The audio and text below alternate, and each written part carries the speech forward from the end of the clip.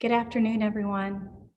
Thank you for joining us for Social Media Predators, what parents need to know about online human traffickers. My name is Tony Leith, and I am privileged to be serving as president of the Junior League of Birmingham this year. Today's event is presented by Bark, a leading online safety company, and it's one of a series of events that the Junior League of Birmingham and its fellow leagues across Alabama are hosting this month for Human Trafficking Awareness Month. The Junior League of Birmingham has deemed child sex trafficking an issue that we need to tackle, and our Anti-Human Trafficking Committee is leading this charge for us. For several years now, the Junior League of Birmingham has been working with mayors and city council leaders of over 30 municipalities in the central Alabama area to declare January Human Trafficking Awareness Month.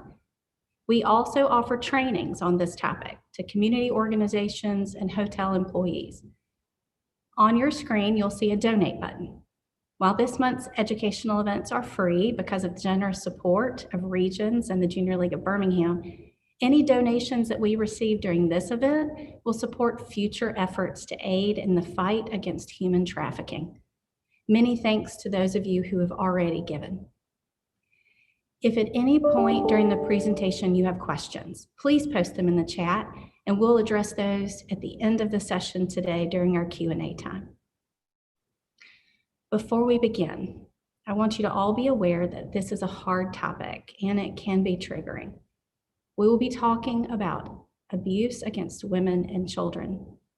If at any point you feel you need to step away, please do. This presentation will be recorded, and if you like, you can come back and view the recording at a later time. If you have children within listening range, please know that the subject matter is heavy and that viewer discretion is advised. Our speaker today is Renee Abrams. Renee is the school safety manager for Bark. As I mentioned, Bark is a monitoring app to help kids be safer online. Bark monitors social media, text, and email on Android and iOS devices, so they're experienced in this space. At Bark, Renee helps schools identify digital safety plans and to implement Bark safety solutions. As a classroom teacher and curriculum designer herself, she's created experiential learning environments where students thrive. Having taught online, she has a unique perspective on the challenges that schools and families must overcome for safe and successful virtual learning. Renee, thank you for joining us today and sharing information on this very important topic. So Renee, I'm going to turn this presentation over to you. Awesome. And Tony, thank you so much for having me. I appreciate the opportunity to speak with all of you today. What I'm going to do is identify and explain just some of the very real dangers our kids are facing in digital spaces and specifically with sexual predators. And I'd like you to leave here with some resources to further educate yourself and help you on your mission of protecting your kids. Now, before I get started, a little bit more about what Bark is and how we help parents keep their kids safer online. As Tony mentioned, we're a monitoring and screen time management service, and we were started by parents just like you, parents who are looking for a way to keep their own kids safe online. We monitor 30 plus apps and social media platforms, as well as other communication on kids' devices. And we alert parents when we detect something harmful or something that's otherwise inappropriate. Now, each year we compile our findings into our annual report on children and technology. And I'd like to start there. Now, the purpose of this report is really just to give parents and guardians some insight into what it's like growing up on the internet today. And for the purposes of this presentation, I think we should start with the sexual content area, because the prevalence at which our kids are encountering sexual content online, well, it speaks volumes. So here's what we found from the 2.1 billion messages across text and email and all the other apps and social media platforms we monitor. Here are our findings specifically in this category. We found that more than 70% of tweens and more than 87% of teens encountered nudity or nudity or content, of a sexual nature. Now, these alerts range for everything from web searches for illicit content to children sending and receiving nude photos, which unfortunately does happen with some frequency. So now, the prevalence, again, at which our kids encounter this is a great place to start, because our kids encountering sexual content with this frequency, they can become desensitized to the fact that even someone sending or asking for nudes is a danger sign or a red flag that they have possibly encountered a predator. Leaning more into sort of our findings over 2021 and then also since quarantine. For the first 3 months of quarantine, we reported 23.1% more predators to law enforcement. Now, because our kids are just spending so much more time in digital spaces, it's really not a matter of if they're going to encounter some of these dangers, specifically predation, but when. And it's really important that we're having these conversations and we can help them to be prepared, and we can help them when they do. So what can we do? The top 2 pieces of advice that we'll have for you are going to be to educate yourselves and to communicate openly and frequently with your kids. As far as education goes, I think that a good place to start is knowing where these dangers lie. So where do these dangerous activities take place online? And remember, it's not just the YouTube, the TikTok, and the Reddits, these places that you may know are sort of hotbeds for sexual predators and trafficking. But because we're not predators, I think it's important for us to recognize that it will be difficult for us sometimes to spot dangers in seemingly benign places. What do I mean by that? Well, we've encountered predatory behavior in places like Fitbit community boards or even on the YouVersion Bible application. Now, more from our 2020 findings, these are the top 5 applications that were flagged for severe sexual content. Those apps are Kik, Spotify, Tumblr, Pinterest, which may be surprising to many of you, and also just direct SMS and iMessages. Remember, these places where our kids are encountering sexual content at such high frequency also are hotbeds for predation. Now, based on the questions that were submitted and some of the previous conversations, I like to spend some time focusing on TikTok and specifically how predators interact with kids on TikTok. I know during quarantine, we're probably a lot more familiar with this application. Some of you may have even joined yourself. I'm certainly guilty of that. But there are some dangers that present themselves for our kids. Let's start with flattery. This is a platform that encourages creation, whether it's dancing or singing or even ad libs and a little acting. The excitement of getting a new follower or the excitement of that being shared can sometimes make our kids overlook the inappropriateness of particular situations, and that can certainly be dangerous. Now, the number 2 way that TikTok predators will interact with our kids is creating duet videos. Now, TikTok's duet function is really, really cool. It lets users create videos with their friends regardless of their location. And actually, I think I can show that to you. So this is just a quick search for TikTok duets. And as you can see, it looks lots of fun, but depending on your child's settings, a predator could find a video of your child singing or dancing and record themselves singing and dancing right along, and then create a brand new video that features both of them together. So our suggestion here is that you disable this feature so that only approved people can find your child and use it. Now, another way that TikTok predators communicate and interact with kids is by curating their For You page. Now, just like Instagram and YouTube and other platforms we're familiar with, the TikTok algorithms gather and suggest content based on what you've already viewed. Now, my For You page is filled with cute babies just doing cute baby stuff and whatever the latest TikTok dance challenges are. But predators use this feature to curate their own personal collection of their favorite young dancers or singers or actors. So our suggestion here is that if your kids are using TikTok, you instruct them to turn off the For You feature. This way, the videos they create aren't going to show up as suggestions for strangers to watch. Now, remember, education is our number one tip. So what else can you do to stay in the know with how your kids are interacting with the latest apps and techs? There's actually a lot on the web, but I'm going to recommend 3 specific places for you. And we'll start with our Bark blog. Our Bark blog for the Connected Family is put in place really just to help you stay up to date on all things kids and tech. So whether we're talking about self-care ideas for kids or what the new video game streaming on Twitch, what parents need to know, there's so many just tips and helpful pieces of advice broken down in a way that is very easy to consume and very easy to apply. So I would certainly suggest adding the Bark blog to your rotation.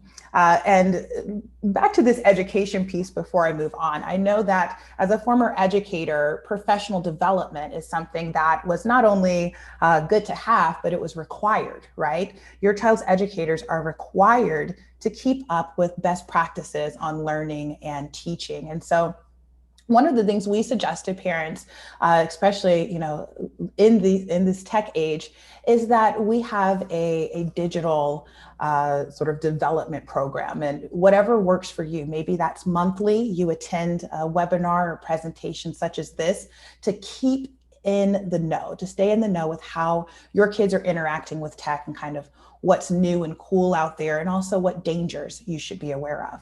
Now, in the Bark blog, you're going to find things like, I know someone mentioned earlier, hidden apps and vault applications and how you can get in front of those. We're going to talk about that a little bit later in the Q&A section, but I just wanted to show you some of the information that's readily available to you, whether it's hidden apps or whether it's just keeping up with the latest emojis. These are things that you can use. Now, another site that we love is Common Sense Media. Common Sense Media exists to educate parents on media, tech, and everything in between, whether it's movies, books, apps, games. This is a great tool, again, for your parent digital education. And not only will you get things like this Parent's Ultimate Guide to TikTok, with a little bit of a deeper dive into how you can keep your kids safe on that application and others, but even some conversation starters about how to have some tough conversations, whether it's around sexual predation or things that are going on in the news. Now, another site we love is Protect Young Eyes. And what you'll see here, again, something to add to that digital awareness training of yours. They have free webinars. They even have a free app, which is really cool. It has bite-sized lessons, quick tips and videos for kids. So lots for you to check out here. But they also have an extensive list and extensive instructions for parental controls. And that's very important as well.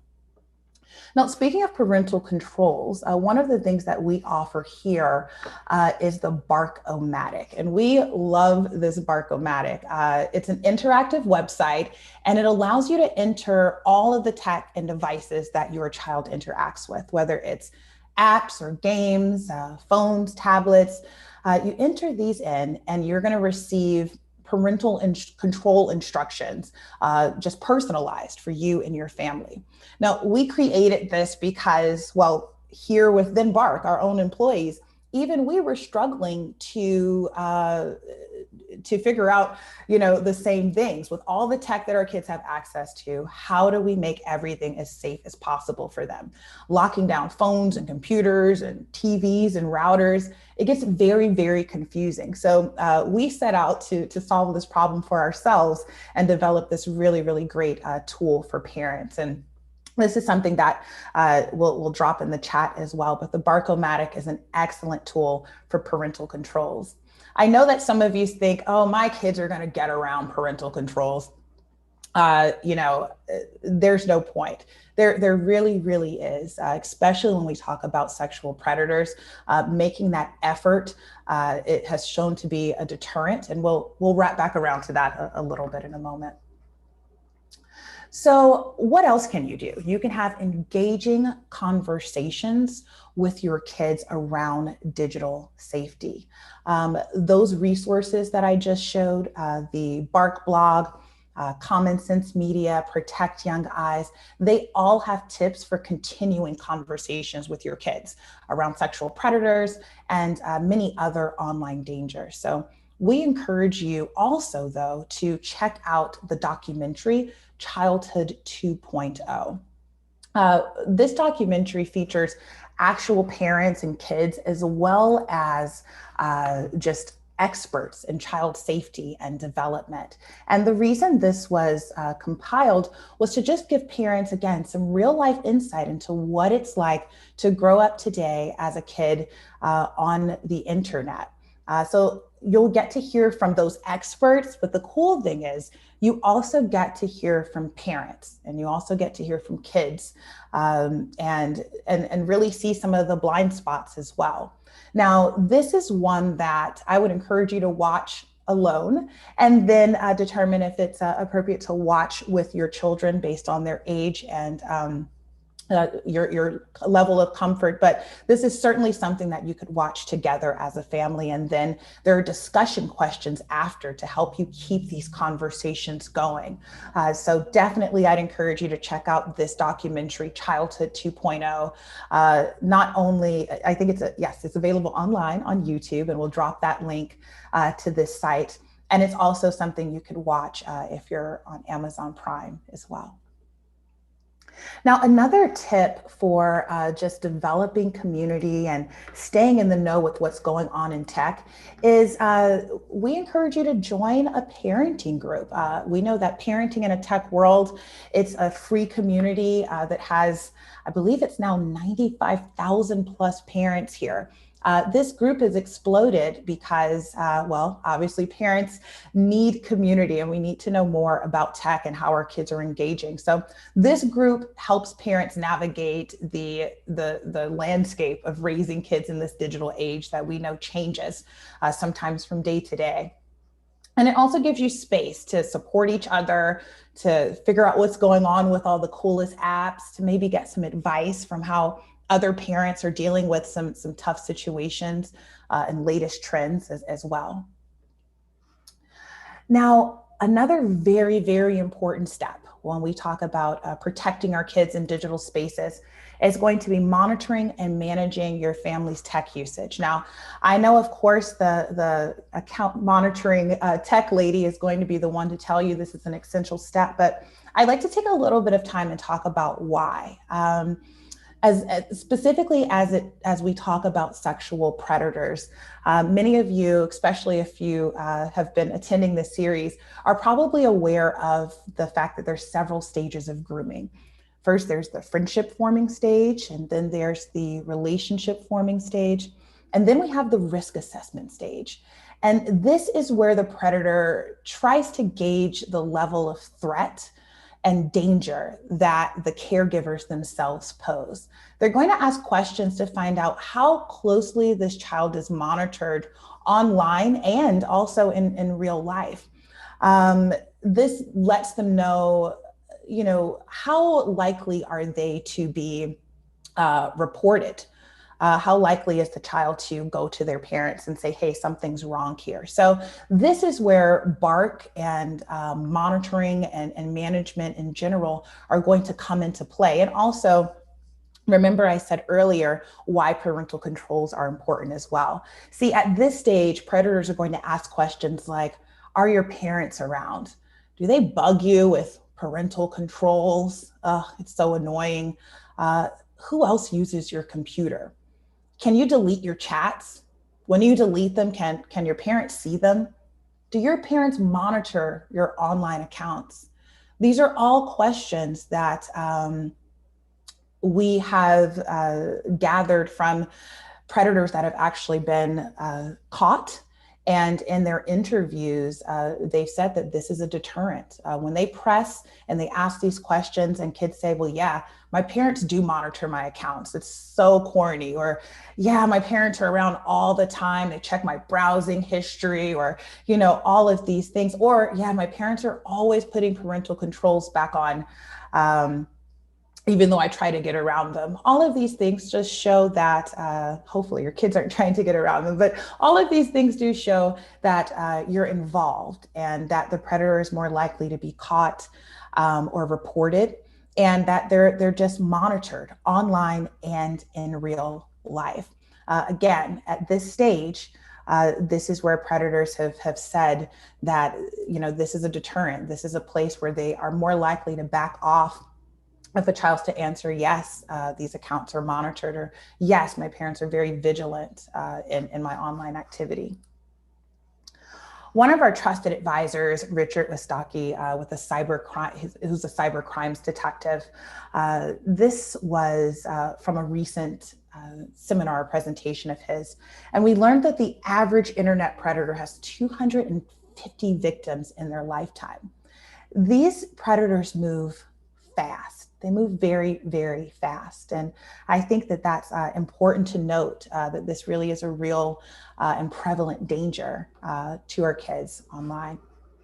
A little bit more about how Bark helps families, specifically with managing and monitoring accounts.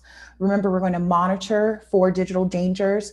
We'll help you manage screen time so we can set some healthy limits there. And we help you filter websites for safer browsing.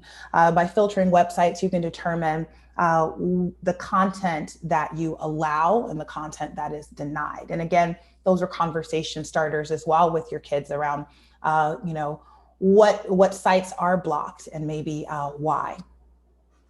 Now, we certainly hope that you use Bark, but we can't stress enough the importance of monitoring and managing. There are other companies out there that exist for this specific reason, because we understand how important it is in keeping kids safe online, and specifically when we talk about sexual predators as well. Just a few tips I wanted to leave you with, just to recap. We think it's important that you establish screen-free zones, like bedrooms. It's been said that nothing good happens on the internet after 10, and Bark and all of our trusted advisors, we would tend to agree with that as well.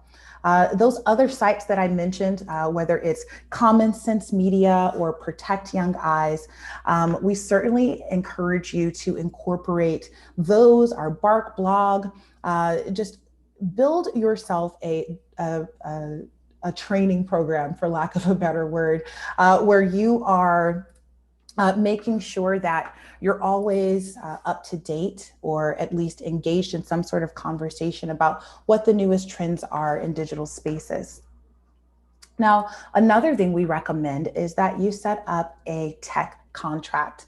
And this should be something that you revisit. As we know, things change, circumstances change, sometimes week by week, as things have been going. But this child and parent tech contract helps you sit down and have those conversations with your kids about what is acceptable, what's not acceptable, and conversations around why. And maybe this changes from time to time based on the needs of your family, based on the tech usage that's acceptable in your household. But having a contract also helps your kids feel involved in the rulemaking, and helps you to have more conversations around why these rules are important. So we do provide this tech contract to you as well, but just another way for you to continue having those conversations with kids that are just so important. Now, one of the other things that we think is very important, again, is setting up parental controls with Bark-O-Matic. That really is the first step. I skipped over that a little bit in the beginning, so I'm going to wrap back around to it just because we've now talked about those different stages of risk assessment, or those different stages of grooming, I should say.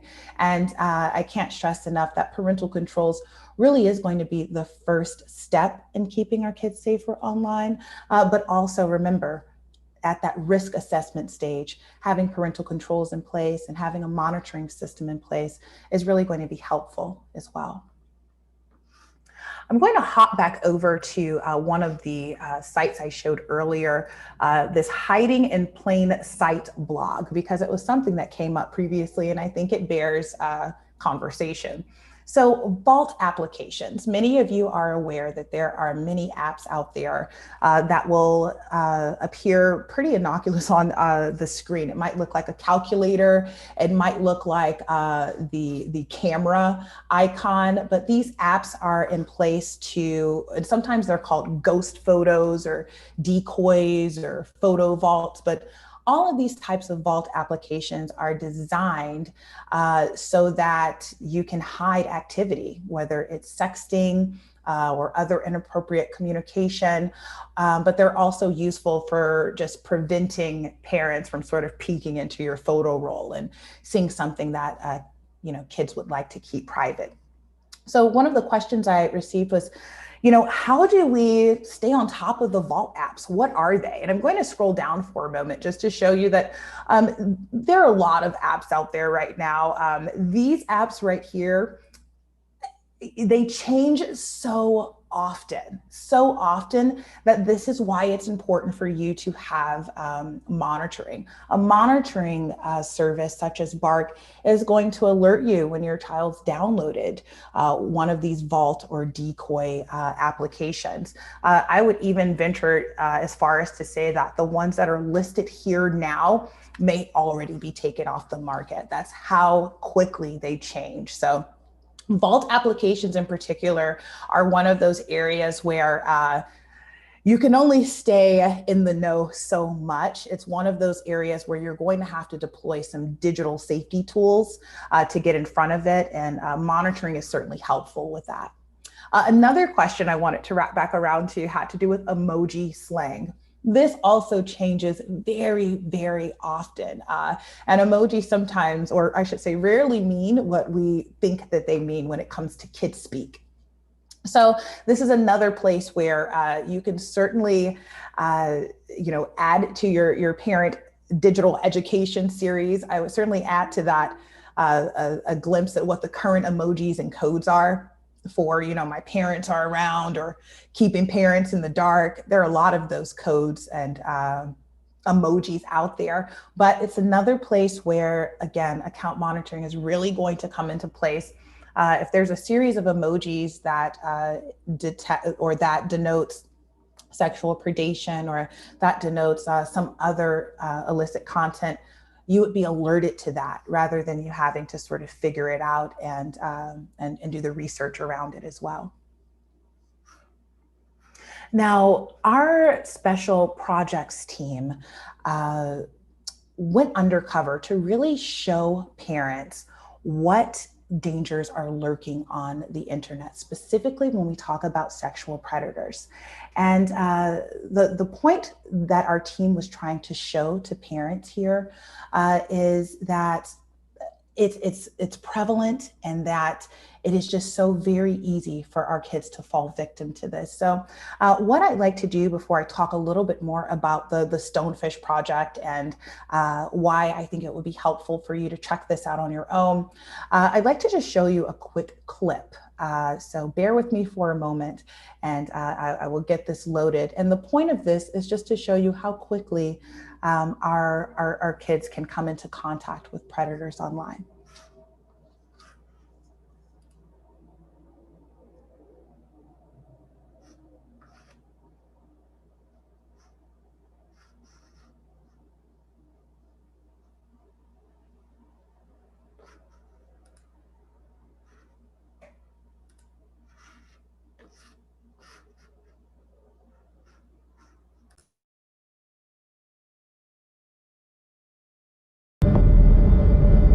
the graphics team transformed me into 11-year-old Bailey. Bailey is afraid of the dark.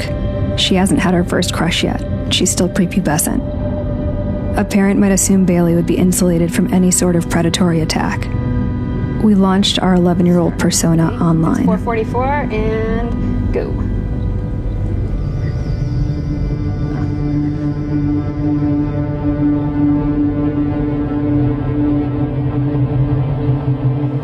One like from a guy whose profile photo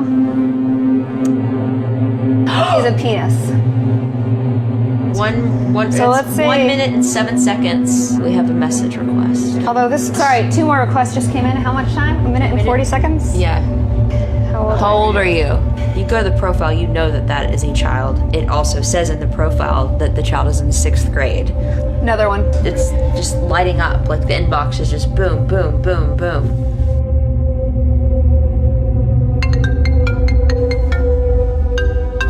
An incoming video call in less than 5 minutes.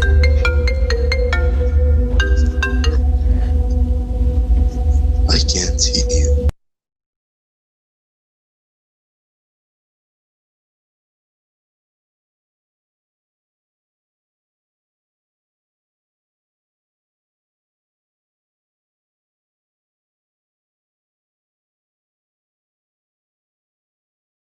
It helps if I'm not on mute, right? So this is part of a larger project that our special projects team put together to really demonstrate to parents how online predators are operating in the digital age, how they reach out to your kids in digital spaces, and what you can do to help better protect your kids online. So another resource that I certainly can't leave this presentation without talking about is going to be stonefishvideo.com.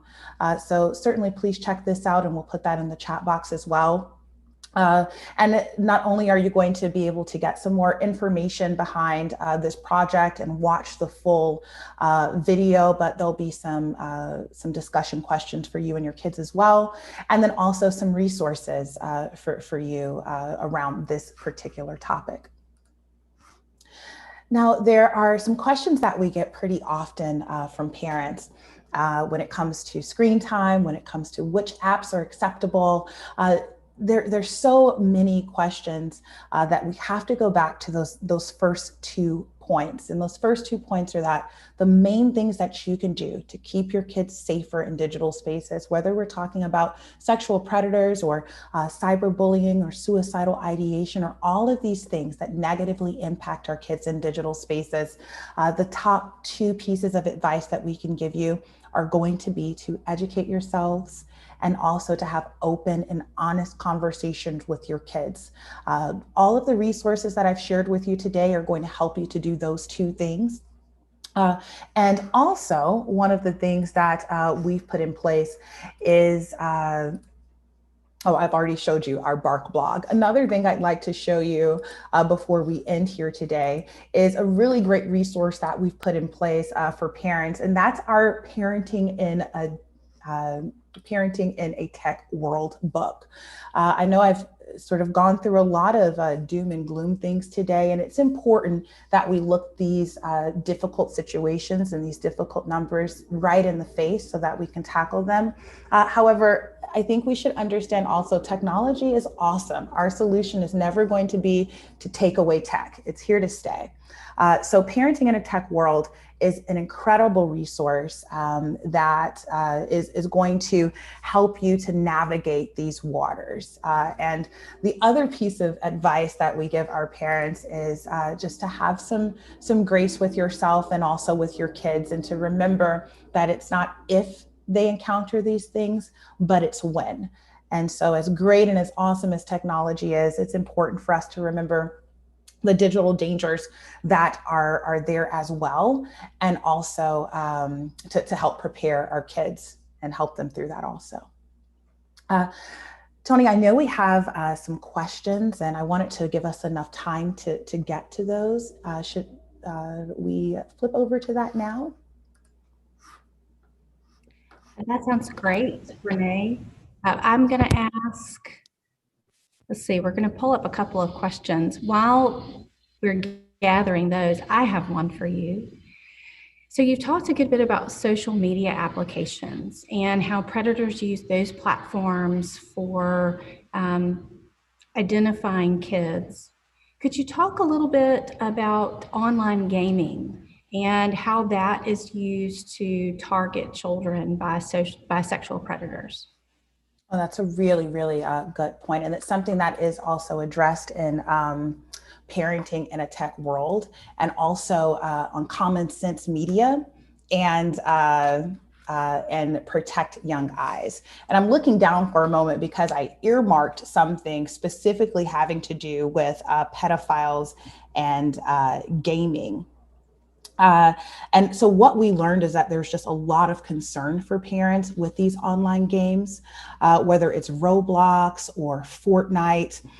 What we've seen is just the ability for predators to infiltrate these spaces and pose as children. Now, with grooming, there are these specific steps and specific stages, and there are also some specific language, right? So if you're monitoring these gaming platforms as well as social media platforms, then you're able to stay ahead when we detect language that we know is typically used for grooming. When we detect, those questions like, are your parents monitoring your accounts, or do your parents see your activity here on Fortnite? Some of those questions, but it is something that is a concern. And I would say our two methods to address it would certainly be to monitor. And the second method to address it would be to put in some of those parental controls that are available in those gaming platforms. And the other thing is this tech contract, have those conversations with your kids. And also it's helpful to, if your child is really, really into, I keep going to Fortnite and Roblox, but if your child is really into one of those, maybe you should be really into it too. Having those conversations, knowing who their friends are online, on gaming applications, and in real life. All of these things are small but important steps when we talk about being deterrents to predators. I hope that answered that question. Yes, very much. Thank you. I want to go back to TikTok. You talked about that as really popular social media platform, one of those top 5 that's used right now for predators to identify kids. Could you talk about maybe a little bit more specifically what kind of topics predators use on their TikTok for you page? For sure. Now, I can only say this based off of sort of some of our findings and our research.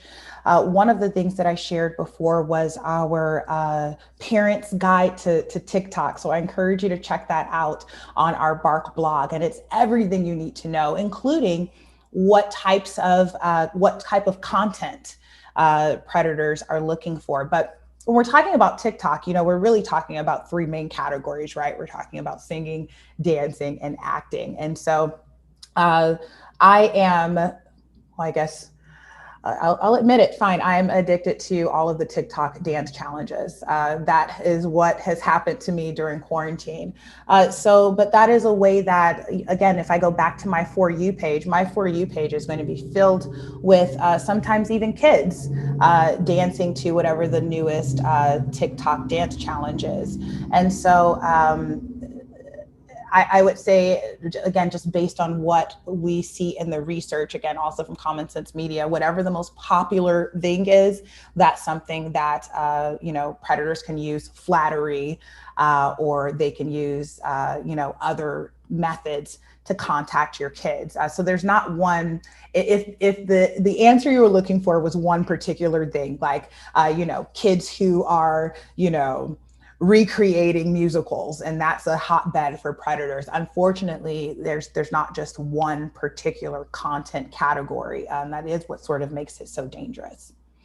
Yeah, I think your point throughout this is an ever-changing and quickly changing landscape. And so our responsibility as parents, our best tools are just to be vigilant and staying educated.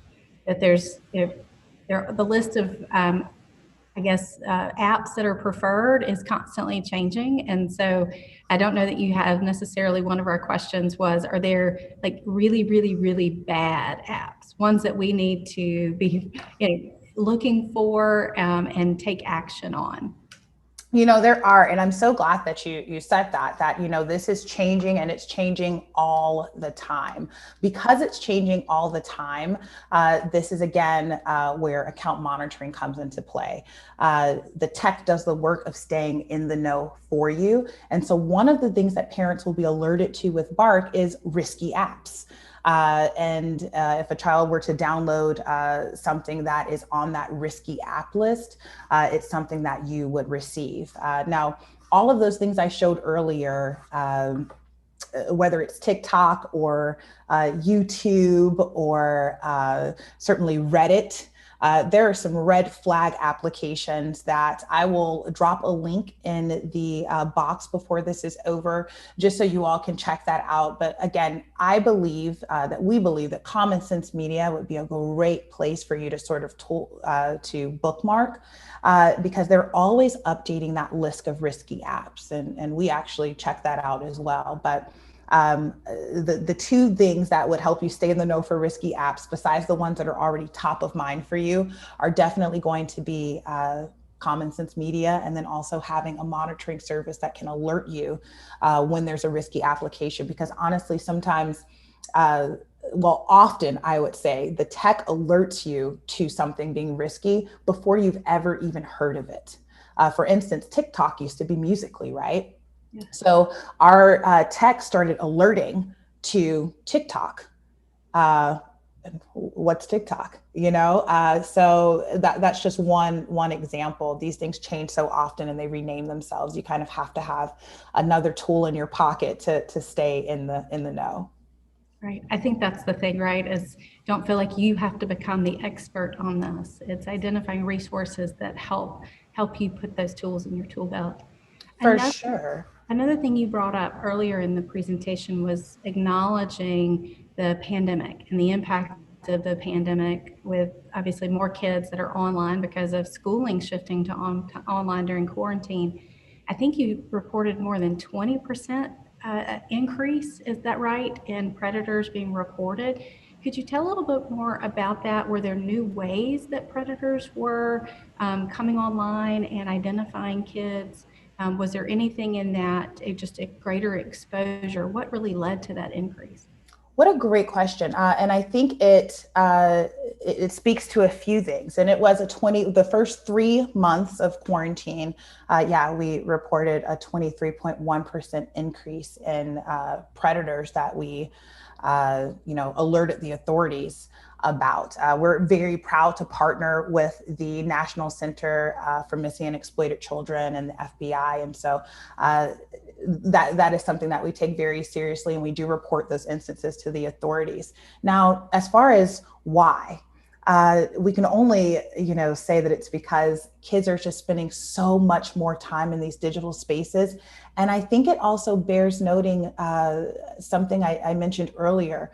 A lot of times we may spend time trying to figure out what are the dangers. Let me look at YouTube, for instance, and let me figure out, well, what are all of the possible dangers here, and make sure that I've protected my kids from them. Well, because we ourselves are not predators, we are not thinking with that predator brain. And so those apps that we might think are pretty harmless, I know I mentioned even the Bible application and the Fitbit community boards as being places where we found predatory behavior. So this is another place where really just those continued conversations with our kids about not what to do if they encounter certain conversations, but when they encounter certain conversations or certain verbiage, what they can do. So as far as the increase, it's really just all of us being online so much more, right? And there are some specific things that, predators are trying to do. Predators typically want explicit photos. They want to meet in person. They want to engage in sexual conversation, or there's some sort of financial benefit. So because kids have been online and we've all been online so much more, it's just a hotbed for just more circumstances and opportunities for predators to engage. So you mentioned that about as part of BARC and the service provided is helping us figure out what do you do when you encounter a predator. Mhm. What are some of the first steps that you would take if you encounter a predator? Either I identify one through my kids or my kids identify. You know, that's a really good point, and rather than, or a really good question, I should say, and rather than sort of pull it from my notes in my head, I'm going to go right to this really great article that one of our BARC bloggers wrote specifically about how to talk about online predators with your kids. And this is something that will also drop in the chat box as it's part of the blog. But not only do we talk about how to talk about online predators with your kids, but what do you do when your kids have actually encountered this online? I think before we get into specific steps, one thing to mention is there's often a lot of shame and guilt for parents once their children have encountered these things. And obviously it's never the child's fault, and it's also never the parent's fault as well. And I think that's something to just remember. You know, we're sort of all in this together. Specific steps are outlined again in our BARC blog and also in Common Sense Media, but you'll want to make sure you follow the steps maybe specific to your state as well. One of the things we do, and I didn't show this, and actually I will pull it up for a moment, but one of the things that come along with that Childhood 2.0 documentary is this cool handbook sort of for raising kids in this digital age. And there's this, can you see my screen now, Tony? Mm-hmm. There's this handbook we have about how to talk to your kids about some of these really difficult things that we know they're going to encounter online. So specifically, if we talk about you know, what to do when you encounter sexual predators online. There are some recommended actions here. Obviously, educate your child, show your child, you know, you support them. Document everything is a very important step. You know, what happened and when, the names, the websites, the content of the messages, and also taking action. I just wanted to pop this up on the screen real quick, but this is just another resource for parents to go to that'll give you some specific steps and then the laws pertaining to your particular state. I think the first thing we know parents do sometimes is they just delete it. And that's something that we don't recommend. We recommend that you research through this particular you know, blog or this particular site and get whatever the steps are specific to your state. And again, just have some grace with yourself and your kids. I think it's the most important. No, I appreciate that comment about, you know, the shame that sometimes is immediately associated with this, but remembering that, you know, this is, you know, something that we can be exposed to, and not to be ashamed about it, but make the right steps to maybe be a part of the movement to stop this from happening to others. And so that resource is a great one. Thank you for sharing that. I do have one more question. Mm-hmm. So I'm a mom of 2 girls. So the video that you shared obviously is one that I hope it kind of scares me, right? Because I know that that's something that could happen, but I know that this isn't limited to girls. So could you talk about the difference that this might be for how boys are approached differently than girls, or if there's a difference?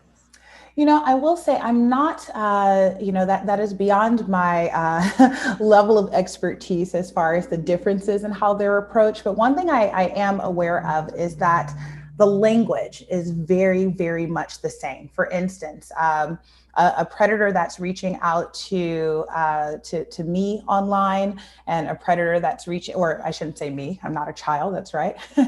But a predator that's reaching out to, let's say, a teenage girl online, and a predator that's maybe interacting with, you know, a 10-year-old boy on Fortnite.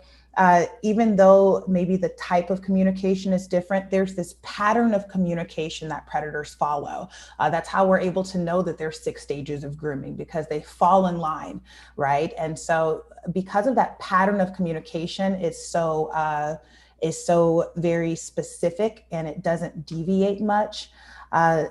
And it's the same sort of across the board. This is another place where sort of monitoring comes into play, right? Now, there are some other, well, this is more age specific than it is sex specific, but there are some different ways to communicate with your kids about sexual predators depending on their age. But I haven't really seen it broken down, I will say, by sex. But again, Common Sense Media and Protect Young Eyes both have these really great parent education videos, and even our Parenting in a Tech World group, I think that would be a great place to sort of drop that as well. Like, hey, I see a lot of information out here about girls, but I know that boys are exploited as well. What is your experience there, and how have you seen any differences? I'm sure that those 3 resources would be a great place to get a definitive answer to that question. Really helpful. Thank you, Renee. This whole session has been extremely helpful. Is there anything we didn't cover that you'd want to make sure that we get across today? I think that, again, that message of just giving yourself and your kids some grace, especially with, the COVID-19 protocols, we are all sort of in a new space together. And that's why I mentioned that the tech contract could be a little bit more fluid than maybe it's been in the past. Maybe it's something you revisit monthly or even weekly, depending on your tech usage in your home. So I think that message of just giving yourself and your kids some grace, and also, looking these difficult numbers and these difficult situations right in the eye and having those tough conversations with your kids. If there are any takeaways from this, I think it would be those things. Mm-hmm.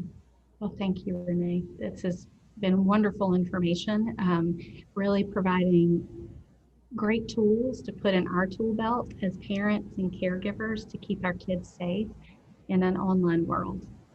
And thank you, everyone, for joining us today. We hope that you will join us next Tuesday for our final event in this series, Be a Changemaker, presented by Truckers Against Trafficking and the Junior League of Birmingham. You'll hear from a panel of individuals who have witnessed trafficking firsthand, including a law enforcement officer, an attorney, and a survivor. You'll also learn how Truckers Against Trafficking is combating this crime nationwide by educating drivers to spot the signs of human trafficking. If you missed our first event, Human Trafficking 101, you can go view it, recording of that, by visiting the website where you registered for this event, jlbawareness.swell.gives. Thank you all for joining us again, and we hope you have a great rest of your afternoon. Thank you again, Renee. Thank you all. Thanks for having me, Tony.